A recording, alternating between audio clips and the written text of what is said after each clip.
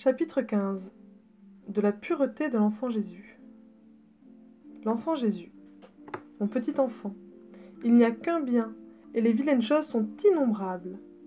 C'est-à-dire qu'on ne peut pas les compter tellement il y en a. Le seul bien, c'est de m'aimer et de me suivre. Le mal est dans tous les chemins qui ne sont pas le mien. Nous avons parlé ensemble de tout ce qui peut égarer un petit enfant, l'éloigner de moi, jusqu'à ce qu'il ne me voie plus, ne m'imite plus et m'oublie.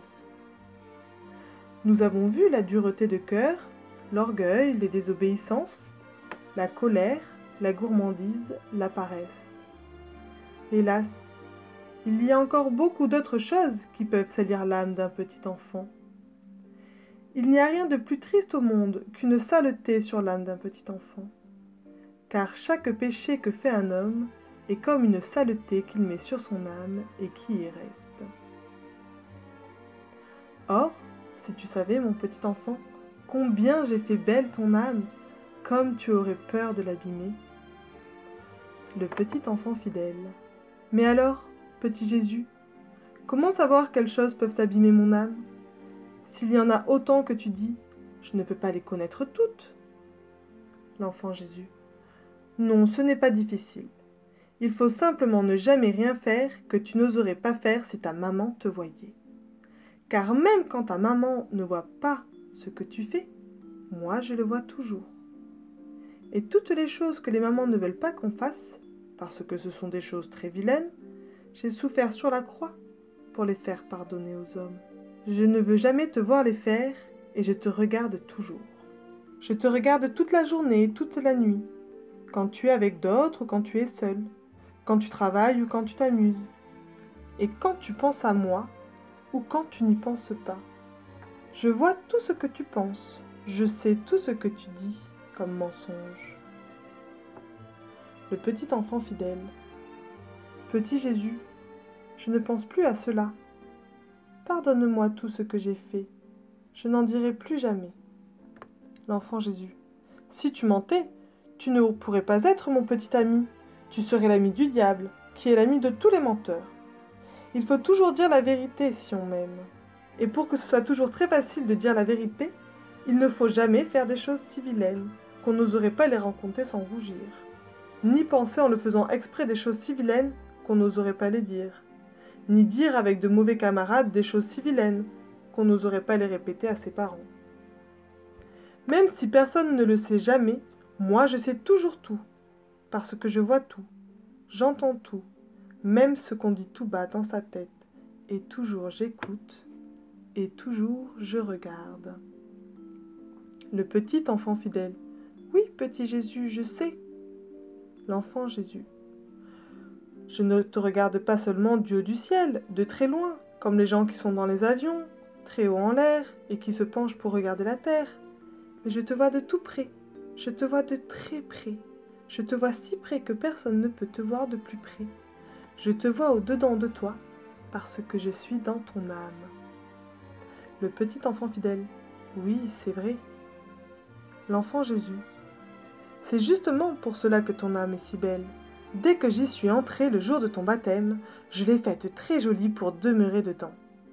Ce jour-là, j'ai mis dehors d'un seul coup le diable qui était déjà là à cause d'Adam. Il s'est sauvé en emportant toutes ces vilaines choses. Et moi, à sa place, je me suis fait dans ton âme une belle petite maison comme un ciel. Tu as vu quelquefois comme c'est joli, dans le creux d'une petite fleur, mais c'est trop petit pour habiter dedans. Dans ton âme, c'est encore infiniment plus beau. C'est comme si j'habitais en toi dans une grande fleur qu'on ne peut pas voir. Sais-tu comment s'appelle le creux des fleurs qui est si beau? Le petit enfant fidèle.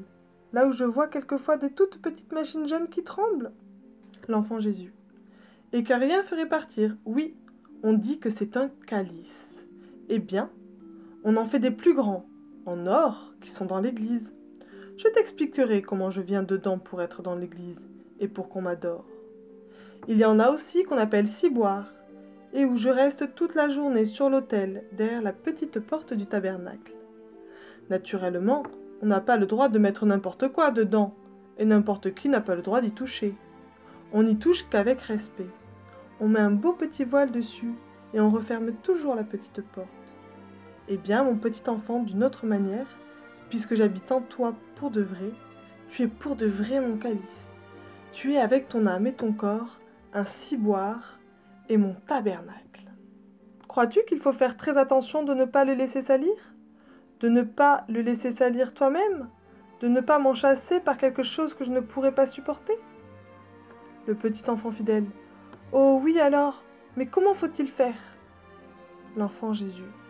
Il faut penser à moi qui t'aime et qui suis toujours là pour t'aider. Qu'est-ce que tu ferais si tu voyais, le long d'une belle rose ou d'un beau lys, monter une grosse limace en traînant sa bave? Tu saisirais la fleur vite, par-dessus, et tu secouerais la vilaine bête jusqu'à ce qu'elle tombe. Le petit enfant fidèle. Et puis, je l'écraserai avec mon pied. L'enfant Jésus. Eh bien, mon petit enfant, il y a des tentations qui sont un peu pareilles. Quand tu sentiras se glisser vers ton âme une de ces choses qui grimpent, qui enlacent, qui collent et qui sont faites pour salir, rappelle-toi vite que je suis là et que je partirai tout de suite si tu les laisses entrer. Secoue bien fort ton âme afin qu'elle se détache. Secoue-la de toute la force de ta volonté pour qu'elle tombe. Marche dessus. Cela veut dire déteste-les de tout ton cœur. Mais bien souvent, les faire partir est encore plus difficile. Il suffit de le vouloir d'un petit coup sec, comme quand on chasse une vilaine mouche qui est venue se mettre sur le gâteau. Et puis, si quelquefois tu ne sais pas si une chose est bien ou si elle est mal, si quelque chose que tu as vu ou que quelqu'un t'a dit inquiète ton cœur, ne le garde pas pour toi de peur que le diable ne s'en serve pour te faire du mal. Dis-le à quelqu'un qui t'aime et qui est grand, à ta maman, à ton papa ou à un prêtre, et tu sauras ainsi ce que tu dois penser ou comment le faire. Ils feront de toi, si tu leur parles avec confiance, un petit enfant qui voit clair et qui sait se défendre du mal. Ils t'aideront à me garder en toi une âme très blanche, un cœur très pur. Et maman aussi t'aidera, et aussi ton ange gardien, car je te l'ai donné exprès, pour garder dans ton âme la porte de ma petite maison. Et moi toujours, mon petit enfant, je resterai caché dedans, comme une grande fleur qu'on ne voit pas. Et nous nous arrangerons ensemble, sans que personne puisse voir comment, pour en faire une fleur tellement belle que mon père un jour la cueillera et qu'il la plantera pour toujours dans le beau jardin qu'est son ciel.